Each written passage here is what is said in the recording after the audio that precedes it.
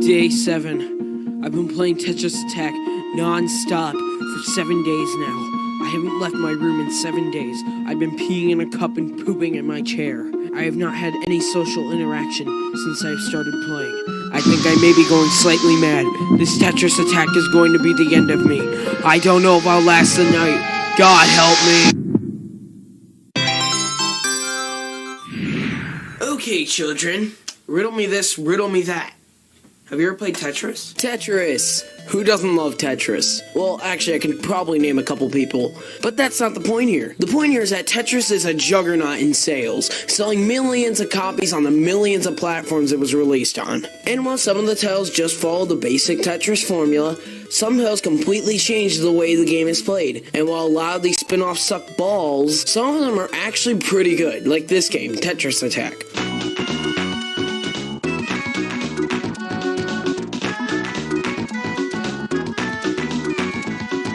However, if you really want to get technical, this wasn't always a Tetris spin-off. Originally in Japan, Tetris Attack was a game called Panel de Pon, which was initially created by Intelligent Systems and published by Nintendo. In this version of the game, Panel de Pon boasted a bunch of Japanese girls as the main characters. However, when Nintendo of America was bringing the game to the US, they ultimately decided to swap the characters and artwork from Panel de Pon with art assets based on Yoshi's Island. Personally, I prefer the Yoshi's Island art direction. As with the Panel de Pon version, I feel very uncomfortable playing as a bunch of 5-year-old chicks, but that doesn't matter. Let's just dive headfirst into Tetris Attack. The story in Tetris Attack is about Yoshi attempting to defeat his friends. Wait, what? What? Yeah, the game's pulling a Buster's hidden treasure on us, and the story is about Yoshi's friends being mind-controlled. And in order to free them from Bowser's evil clutches and bring their minds back to the good side, we must fight them to the death in an epic battle of puzzle game matches.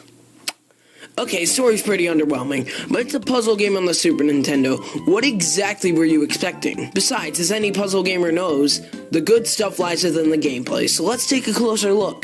The gameplay in Tetris Attack is nothing like any normal Tetris games, but it does instead revolve around a block switching mechanic. See, how the game works is that when the stage starts, there are already a bunch of blocks pre-placed on the screen. Now, as opposed to a smelly piece of dog poo like Tetris 2, your goal isn't to clear the screen, as blocks will constantly be spawning from the bottom. Your goal is to simply swap blocks with one another with the A or B buttons, and from there you have to make lines of 3 or more blocks, chain combos together, and keep playing until you either defeat the opponent, or until the blocks reach the top of the screen, you get a game over. Anyways, the game sounds pretty simple, but in the vein of Columns on the Genesis. Does anyone here remember Columns? No. It was so good, how could you not know? You can only swap blocks in one direction. Now, instead of only being able to swap blocks vertically, you can only swap blocks horizontally. Along with that, in order to keep the pace going, it's also up to you to put your brain to the test and swap blocks around and create really creative combos, chains, and anything else I forgot to write in the script. In story mode, you need to know how to group blocks together in rapid succession and string good combos if you want to make it anywhere past the first couple stages, as creating combos drops these huge blocks on your opponent, which more often than not leads to their eventual demise. Take note that your opponent can do this to you too. Also take note that when it happens, you will get pissed off. Scientific facts right there. But nevertheless, to make up for that anger, there's a lot of feelings of triumph in this game too.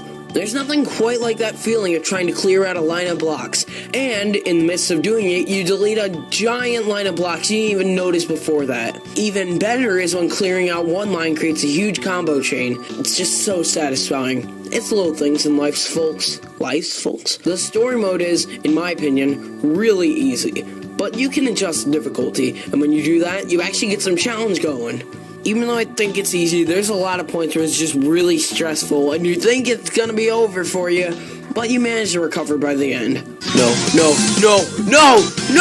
Oh my god.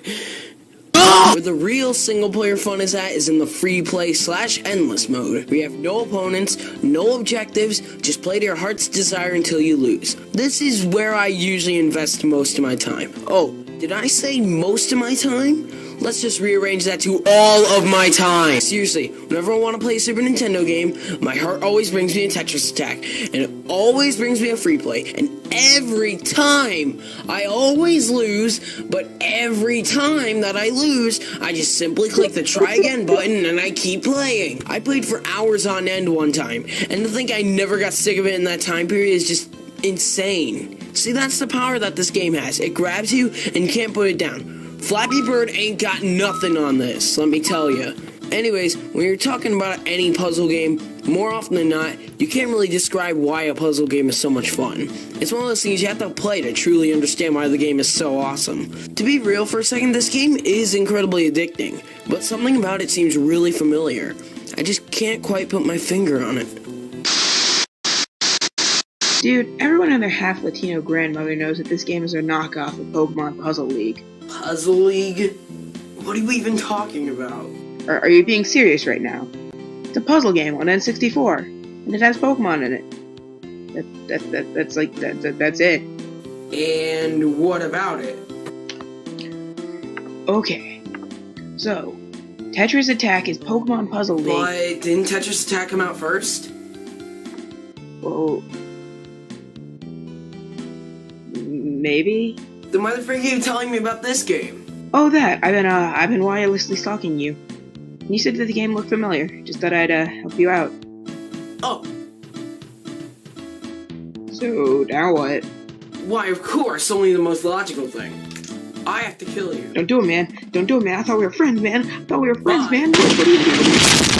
So yeah, I guess I might as well bring it up. Pokemon Puzzle League, a game on the N64, is basically Tetris Attack, but with a few more gameplay additions and based on the Pokemon franchise and not the Yoshi's Island franchise. While I appreciate the additions and upgrades Pokemon Puzzle League made to Tetris Attack, I personally feel that Tetris Attack is the superior game. Why, you may ask? One reason. The presentation. Now, I'm not a guy who usually lets the aesthetics of a game get the better of him, but this game is the exception. The artwork of Yoshi and Friends is really clean, accurate, and it looks like it was taken right out the box of Yoshi's Island.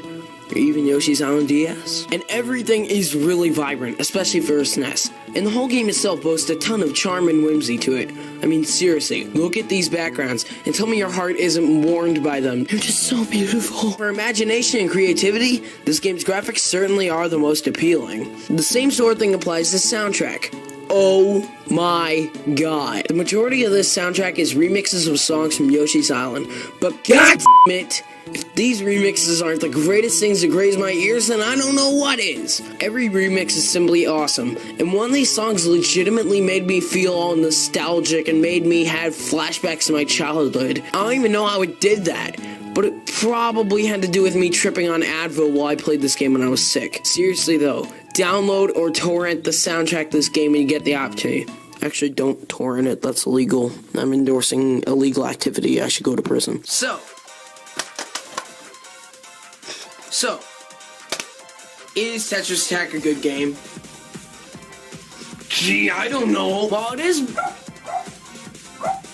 Simba! While it is true that there are alternatives to this game, I think this game is the most appealing visual aesthetics. Wow. That was a big word. I don't know what this game normally goes for, but I got it for $12, so I mean, that's pretty cheap. So if you're looking for an awesome puzzle game for Super Nintendo... Frick, I need my prop! So if you're looking for an awesome puzzle game on the Super Nintendo that doesn't suck balls like Tetris 2, you get Tetris Attack. Trust me, you won't regret it. Although when I look at it objectively, I think this is a better sequel to Yoshi's Island than Yoshi's New Island. I'll redo that joke. Although when I look at it objectively, I think this game is a better sequel to Yoshi's Island than Yoshi's Story was. Or Yoshi's Island DS. Or Yoshi Touch and Go.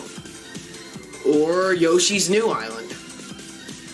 The Yoshi's Island series has a really bad reputation. Have you ever realized that? This game's awesome. So yeah. Bye. At least Tetris Attack is awesome, so bye. Jesus, what's wrong with me?